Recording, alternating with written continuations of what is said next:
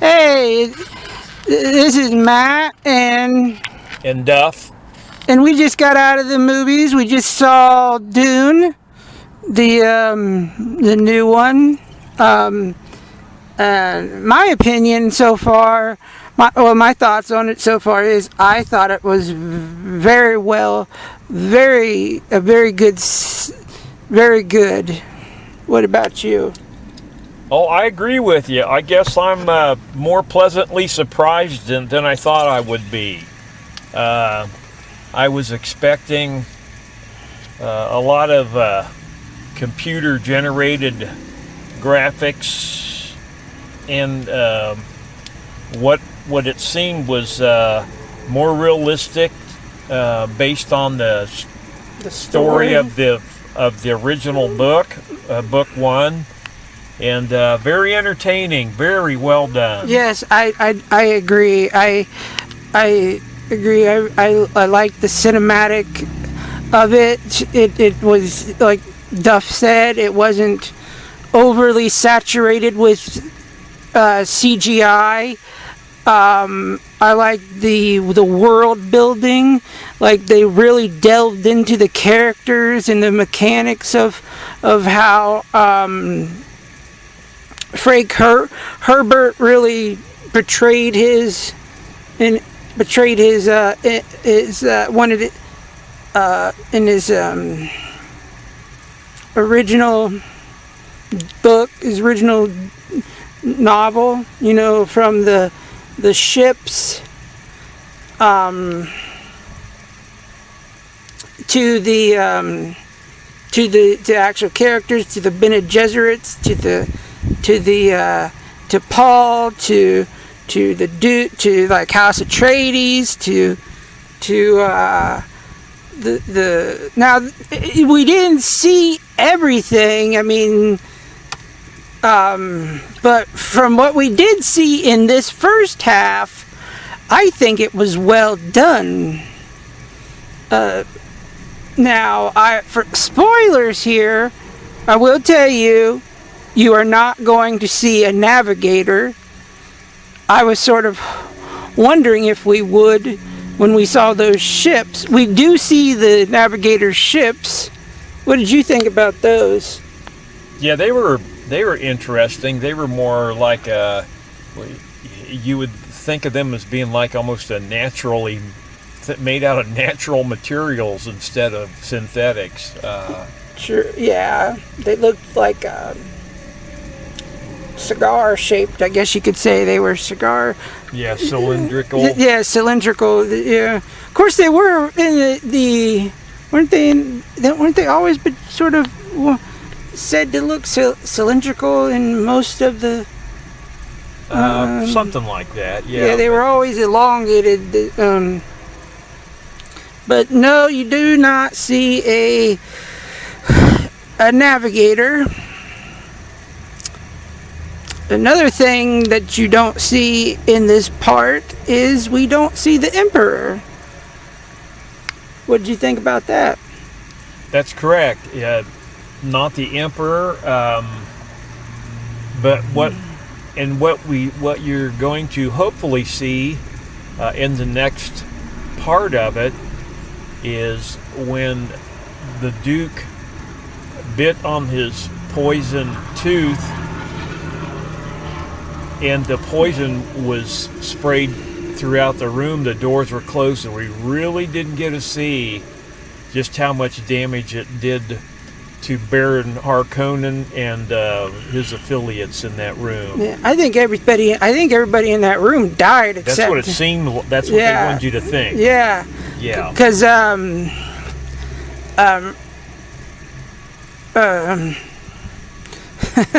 him levitating up to the sticking to the roof of the ceiling of that room. I mean, I can't remember how it was in the book. I don't know if you remember. Yes. Yeah, the Baron survived that. Oh yeah, I know he survived, but do you remember how he survived? Like, yeah, he was levitated away from that. So he wasn't part of it. Okay, so that was about accurate. That they could leeway on that. So yeah. But I was impressed with the Ornithopters. Yes. The machines that flew them through the desert. They were very impressive. They look real to me. Yes, that's what I thought. I'm like, I think we could build something like that. It made me think that they were real from the way they were functioning. Yes, I'm pretty sure those were. They probably built some part of them as a set piece. Some part of them was probably real, like the actors could get in and sit. Right. But what I kept looking at, I'm like, would there be a way we could actually build them? The Ornithopters? I did, when they talked about them in the books, I never exactly knew what they were. I mean, I've heard of gyrocopters, but these are machines that are almost use traits of like animals, like they look like dragonflies. Yeah, like insects. Yes. And I'm like thinking, I was wondering, do you think we could ever build something like that? Absolutely. Yeah. Or do you think, I was thinking, or would the vibrations of that just break the thing apart? Because insects are very light. Yeah, but you're talking relativity there. If you make the rotors light, the body big enough, maybe it would be the same concept, just in a larger scale. Yeah. And the whole thing would have to be made out of lightweight materials. Yeah. Yeah. So yeah, we but yeah, getting off the track here. But anyways, yeah, we liked that, and then and the sandworms were very well done. Yes, the sandworms were done well too. I like the Chris knives, the tooths. Yes. The blades of the Fremens that they use, which those are teeth of the sandworms. Yep. I thought that was well done. Although I was like, do these things shed their teeth, or how else would they get it? From a dead one. A dead one. Really? Is that is that how they say it in the book? I believe so. Okay, because I'm like, I thought these things lived for hundreds of years, thousands of years. Yeah, but eventually everything living died. Yeah, true. So they must just find one. They must have thousands of those rows of teeth inside of them. Oh, yeah. Because it seems like every Fremen warrior has one. Yep. Yeah, and that's another thing. The Harkonnens thought that the Fremen were, they underestimated how many, they undercounted like how many they thought were on the planet. Oh, yeah, they thought there was only 50,000, and it ends up there's millions of them. Yeah. And, that mouse, that little mouse that, little desert mouse. Yeah, the little desert mouse, the one that they call, I think that's where Paul gets his name. Yeah, Muad'Dib. Muad'Dib. Yeah. In the book, they have not mentioned that in the movie yet. They've called him. They're calling him something else. Yeah. Shai-Hulud. Shai-Hulud is the sandworm. Yeah. Okay. All right. But they call him the a grab or something. Yeah. That's a real odd name. Yeah, I can't say it. I thought I can remember Muad'Dib, but I can't remember that other name. I'll put it in later. They have mentioned, they did mention Muad'Dib, just, is this Muad'Dib, but they haven't officially named him that yet. Yeah.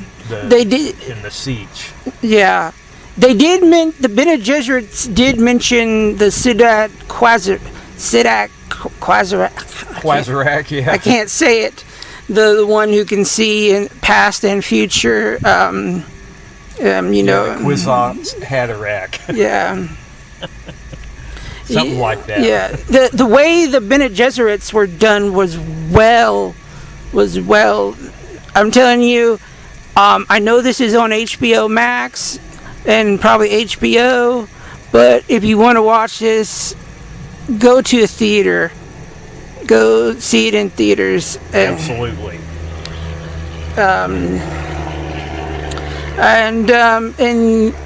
And if you think, especially if you're a fan of the series, this is a Dune fan's, I think, dream come true, really, because this is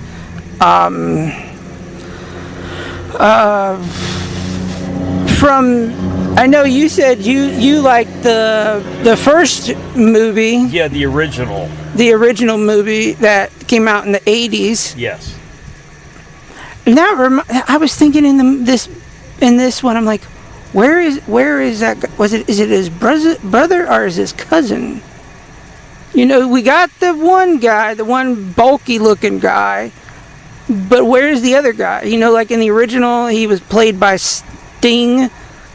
Oh, yeah. Where's he? I mean, I don't know. Maybe that's part's gonna. Hopefully they mention him in the Baron's nephew. Yeah, both of them are, right. Yeah, I think. Yeah, so. both of them are nephews. Yeah. I don't remember the director of this one, but I think he just did a very. This is like having a great meal. If you want to compare it to something, this was like having a great meal. But do you have any? Well, my final thoughts are that if you are going to see this movie, definitely go to the theater. It was well worth that. You really got the depth of the situation in the theater more so than sitting in your living room. Yeah. Yes, definitely. And even if it is half of the first book, or maybe they're going to cut it into 3 parts, I think it's worth the wait, especially since they did this one so well. What do you think? Yeah, they stopped at a good spot even. Yes, I think that's true. Keep your anticipation level there. Mm-hmm. Although, here's something what I thought was strange, but then I thought back. I'm like, he did in the book. He did see that. He did do those flashes into the future in the book. Remember? Yes. Of seeing what was to come. Yes, he did. And they did that in the movie. Yes. And I thought, I wanted to just go bravo to the director. I'm like, you let us see that snidbit so we can see what is to come in your next part. But yet you're also giving fans, you know what I mean? Right. You're compelling to them. I'm not like.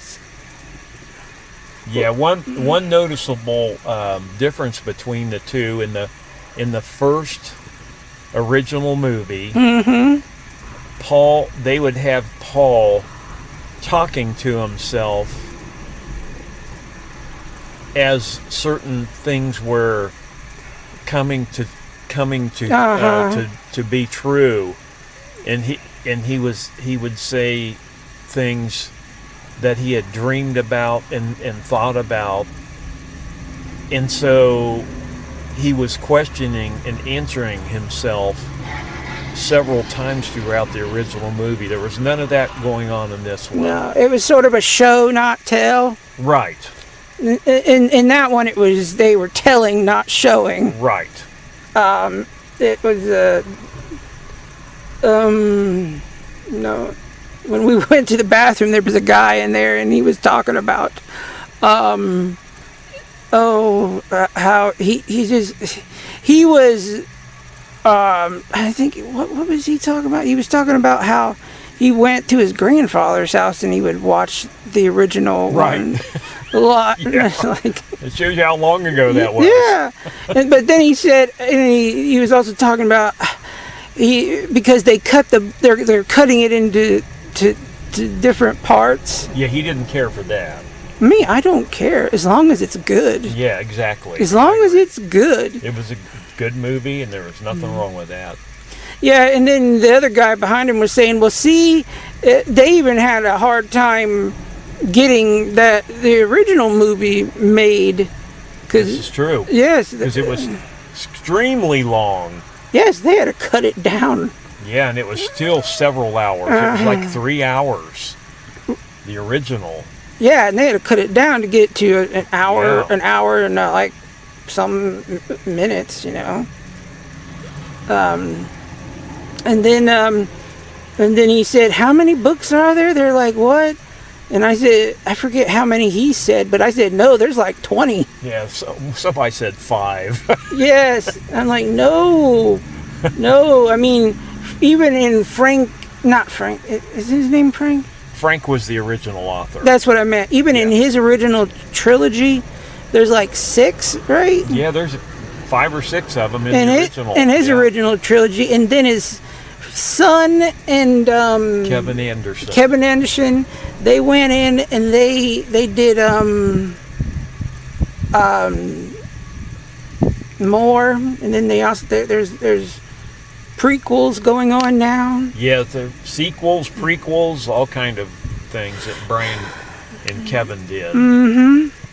Well, I think we're going to wrap up things here, and this has been our review of the new Dune movie, and well, bye.